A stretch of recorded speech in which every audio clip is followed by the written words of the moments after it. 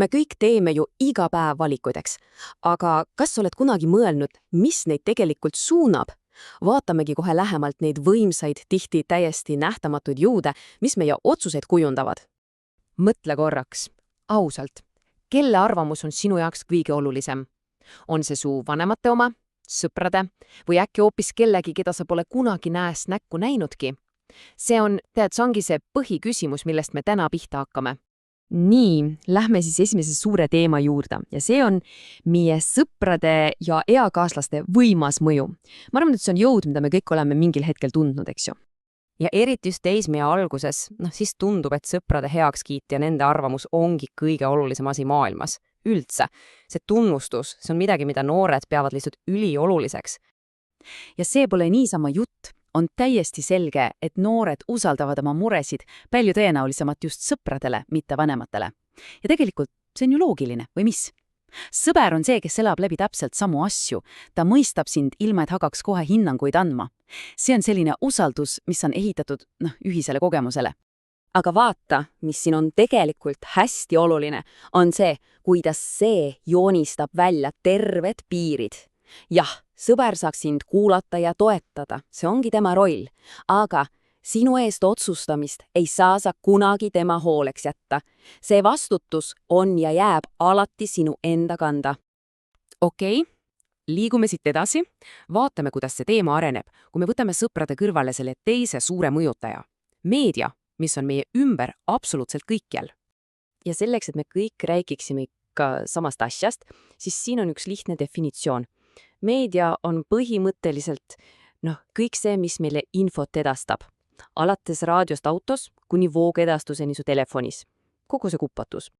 Ja meedia mõjutab meid, tead niimoodi peenelt ja kogu aeg. See muusika, mida sa kuulad, riided, mida sa kannad, inimesed, keda sa imetled ja isegi see, millist elu sa pead ihaldusväärseks.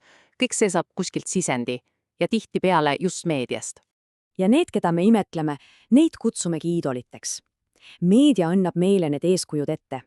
Olgu see siis mõni vinge sportlane, laulja või näitleja, nende saavutused ja omadused on need, mida me siis endale eesmärgiks seame. Aga see iidoli mõiste pole tegelikult kuhugi kadunud, see on lihtsalt kolinud uude kohta. Tänapäeval on need klassikalised iidolid suuresti asendunud suunamudittööde ja sotsiaalmeedia mõjuisikotega. Ja vot siin ongi see konks. Me peame olema lihtsalt väga teadlikud, kui miski tundub liiga hea, et olla tõsi, siis tihtipeale see nii ongi. Väga paljud postitused, mis mõjuvad nii ehedalt ja siiralt, on tegelikult varjatud reklaam. Ettevõtjad on selle eest maksnud, et meile midagi maha müüa. Nii lihtne see ongi. Aga on ülioluline mõista, et meedia ei ole iseenesest hea või halb. Sugugi mitte. Sellel on kaks väga-väga erinevat palet. Ja see siin näitabki seda meedia kahedist olemust päris hästi. Ühelt poolt on see nagu aken maailmaeks. Saame õppida uusi keeli, vaadata kontserte, teisel pool maakera, mõista paremini ühiskonda. Aga teisalt võib see soodustada agressiivsust ja lihtsalt diivanil istumist. Ja siin ongi see peamine oht. Ilma kriitilise mõtlemise ja nende õigete oskusteta on jube lihtne saada maailmast mitte täielik või lausa täiesti vale pilt. Eriti noorena, kui sul lihtsalt puudub see elukogemus, et kõike nähtut õigesti hinnata ja konteksti panna. Nii. Lähme nüüd viimase osa juurde. Me oleme rääkinud probleemidest, aga nüüd keskendume lahendusele. Ja sellele, kuidas sina saad ise kontrolli haarata. Mõtle nendest kui sinu isiklikus meedia tööriistakomplektist. 3 põhioskust, mis aitavad sul selles maailmas enesekindlalt hakkama saada. Need ei ole midagi keerulist, aga need on üliolulised. Esiteks, ole kriitiline. Alati küsi, mida sa näed ja miks sa seda näed. Teiseks, otsi laiemat pilti. Ära lepi esimese vastusega. Ja kolmandaks, kasuta meediat ka ise, et oma ideid jagada. Ja see ongi tegelikult kogu selle asja punt. Nende oskustega ei ole sa enam lihtsalt mingi passiivne reisija, vaid sa oled ise roolis. Sina otsustad, kuhu su tähelepanu läheb. Sina oled kontrolli all. Ja lõpetuseks, ma esitan sulle selle sama küsimuse uuesti, aga seekord väga isiklikult. Mõtle omaenda kogemustele.